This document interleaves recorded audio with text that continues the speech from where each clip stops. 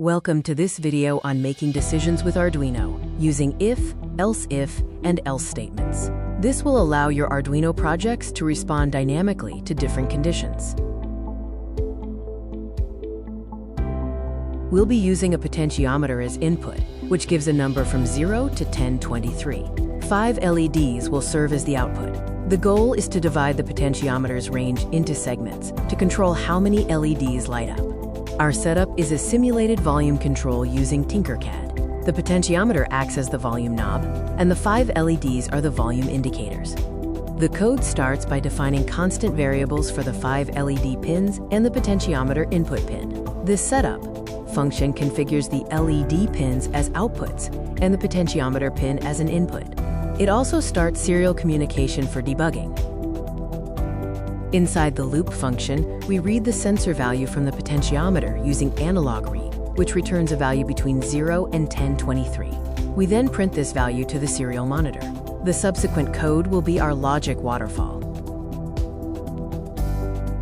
The logic waterfall begins with an if statement for values less than 200, turning all LEDs off. Then, a series of else-if statements check for increasing ranges. Up to 400 turns 1 LED on, up to 600 turns 2 on, and up to 800 turns 3 on. Each subsequent condition is only checked if the preceding ones were false.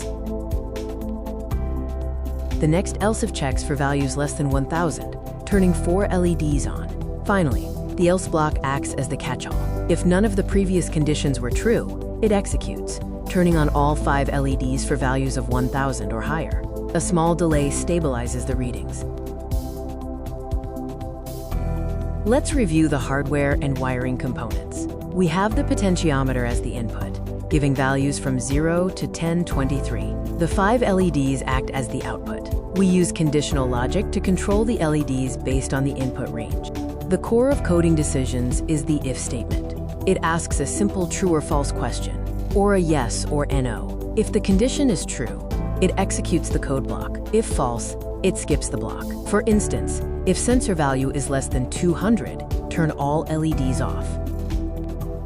The follow-up is else if. If the initial if statement was false, you can ask a new question. The Arduino checks this condition only if the previous ones were false, creating a chain of decisions.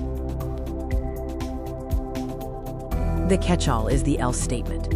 It provides a default backup plan if none of the preceding if or else if conditions were true. It executes without asking a question.